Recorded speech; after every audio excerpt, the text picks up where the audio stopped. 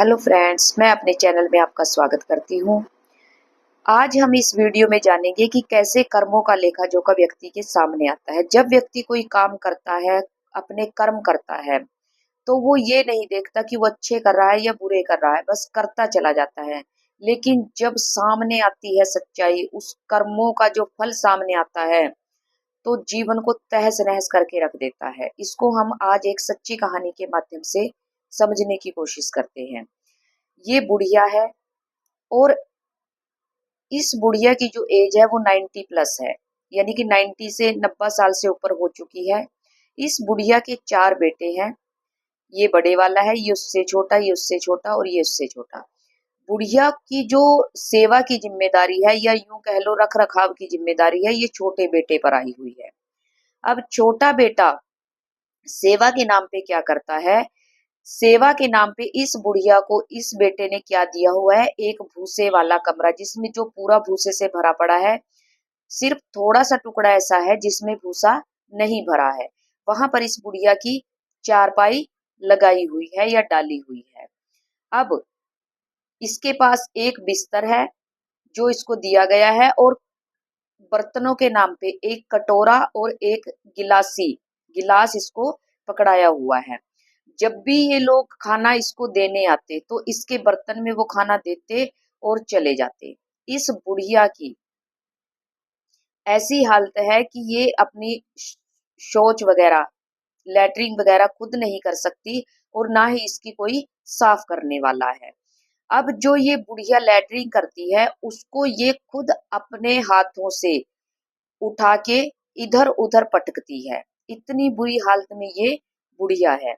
और जो इसके लिए खाना लेकर आते हैं, वो खाना इसके बर्तन में डाल दिया जाता है और इसको देकर चले जाते हैं। ये कैसे खाती है, कैसे नहीं खाती, इसको कोई पलट कर नहीं देखता। और ना इसके लिए किसी पंखे की व्यवस्था है, किसी चीज की कोई व्यवस्था नहीं है। अब ये 4 बेटे, इसने इन 4 बेटों को पाला, लेकिन ये 4 बेटे मिलकर इसको अकेली को नहीं संभाल पा रहे। तो अब देखिए इनके मन में क्या है कि ये बूढ़िया है, ये हमारा क्या बिगाड़ लेगी, इसकी कुछ नहीं चलती, ये हमारा कुछ नहीं बिगाड़ सकती, क्योंकि ये लाचार है, ये मजबूर है। लेकिन ये लोग इस बात को नहीं समझ रहे कि एक दिन ये समय हमारे ऊपर भी आने वाला और क्या क्या मुसीबतें लेकर आएगा। अब इन्होंने इसका दिल दुखाया। अब इसके दिल से अब ये कितनी परेशान है, जो अपनी शौच को, अपनी लैट्रिन को खुद अपने हाथों से फेंकती है इधर उधर, और उन्हीं हाथों से ये खाना खा लेती है। तो अब बताओ इसके इसकी आत्मा से कितनी बद्दुआ, कितनी कितना श्राप निकलता होगा। लेकिन ये समझते नहीं। अब देखिए इन 3 के बारे में तो मैं ज्यादा नहीं जानती, लेकिन इसके बारे में मैं ज्यादा जानती हूँ। इसके बारे में मैं आपको डिटेल में बताऊंगी कि जिसके ऊपर इसकी जिम्मेदारी थी, इस बेटे के, ये बेटा ये है चौथे नंबर वाला, और ये इसकी वाइफ है।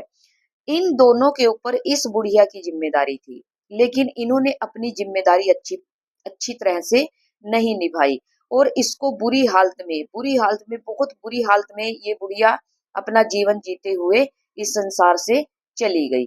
अब ये तो चली गई, लेकिन इसके इसकी आत्मा से, इसके दिल से जो लगातार नेगेटिव वाइब्रेशन निकलती रही, जो लगातार लगातार लगातार लगातार नेगेटिव वाइब्रेशन निकलती रही, उस नेगेटिव वाइब्रेशन का आप असर देखिए। अब ये सबसे छोटा बेटा है जिसके ऊपर इस बुढ़िया की जिम्मेदारी थी सेवा की, ये इसकी वाइफ है।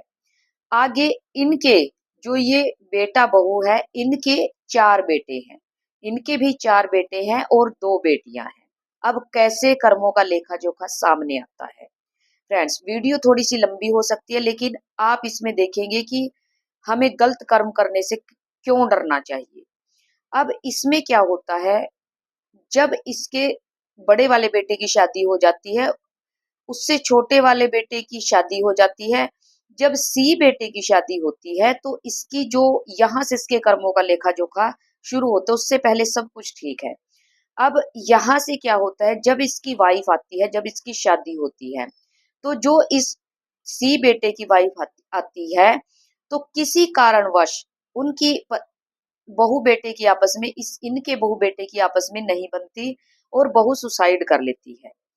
इस वाले बेटे की बहू जो वाइफ होती है वो सुसाइड कर लेती है, और जैसे ही वो सुसाइड करती है तो ये पति पत्नी दोनों, ये जो बेटा है जिसकी वाइफ थी वो, और उससे बड़े वाला बेटा और उसकी वाइफ, इन तीनों, इन 5 लोगों को 7 साल जेल में बिताने पड़ते हैं। 7 साल, 7 साल से पहले 2-3 साल ये वैसे रहते हैं, फिर 7 साल की इनको सजा होती है। लगभग 8 से 9 साल इनको जेल में बिताने पड़ते हैं। जेल में पता ही है आप लोगों को कैसा जीवन होता है। अब जैसे ही ये जेल में से छूट के आते हैं, तो जो बड़े वाला बेटा होता है, उसका एक बेटा, इस बड़े वाले बेटे के पास, जो इनका बड़े वाला बेटा है, इसके पास 3 बेटे हैं।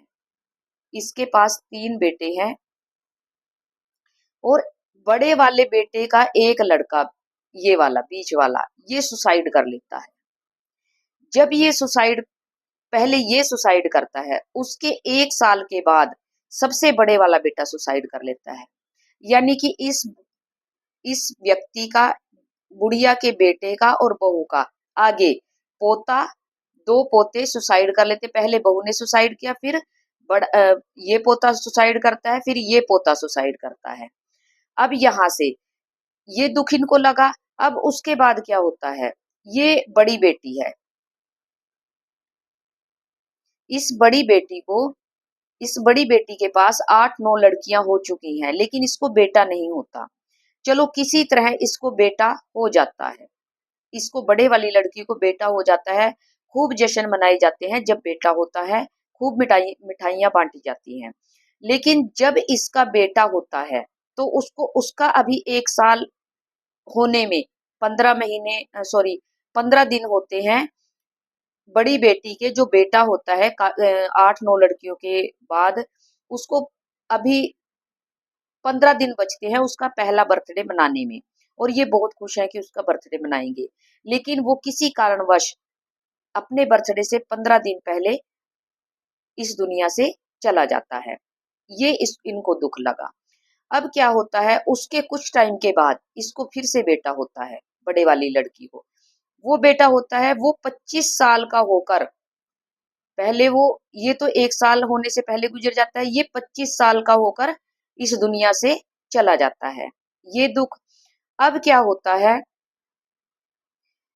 जैसे ही अभी ये बेटा है, ये बेटा जा चुका है, जैसे ही ये बड़ी बेटी है, इसकी बड़े वाली बेटी की, इसके पास 7-8 लड़कियां हैं, 8 लड़कियां हैं। जब इसकी बड़े वाली बेटी की शादी होनी होती है, तो जिस दिन उसको, उसके बान की रस्म होती है, उस दिन क्या होता है, ये जो इनकी बड़ी बेटी है, उसकी अपने हस्बैंड के साथ कुछ अनबन हो जाती है, और ये भी सुसाइड करने की कोशिश करती है। ये अपने आप को आग लगा लेती है और पूरी तरह से झुलस जाती है। अब जब ये झुलस जाती है, ये हॉस्पिटल में होती है, इधर बेटी की शादी होती है। यहाँ तक। अब क्या होता है, उसके बाद इस बूढ़े और बुढ़िया का, के जो है 4 बेटे हैं, मैंने बताया A B C और D, ये बड़े वाला ही उससे छोटा।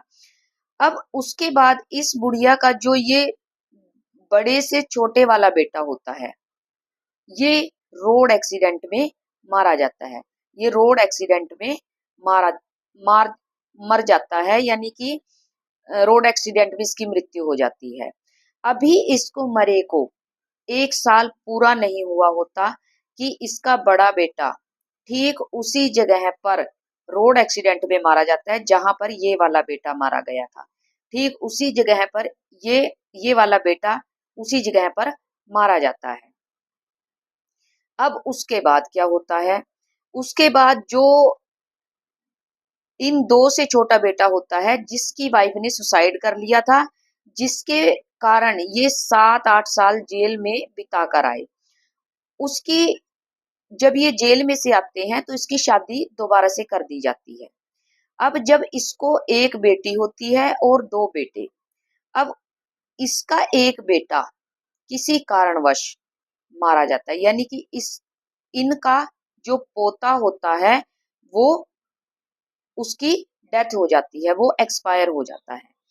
अब यहाँ तक हुआ, उसके बाद ये जो बेटी थी, बड़े वाली बेटी, इसका लड़का जो 25 साल का होकर वो इस दुनिया से चला जाता है।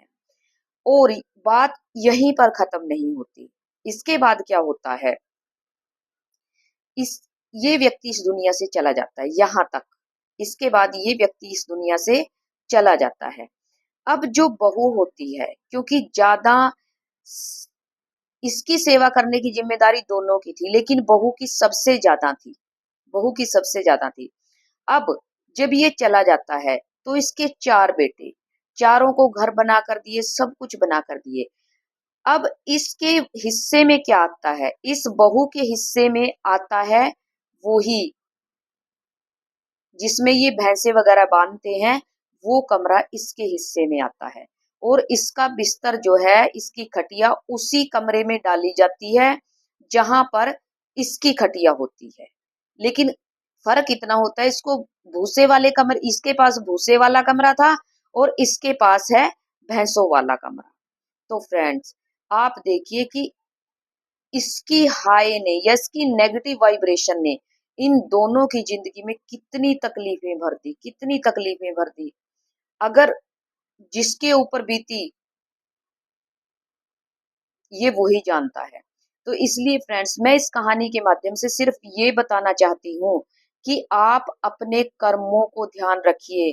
कोई भी ऐसा कर्म मत कीजिए जिसका भुगतान करते समय हमें बेहद पीड़ा हो।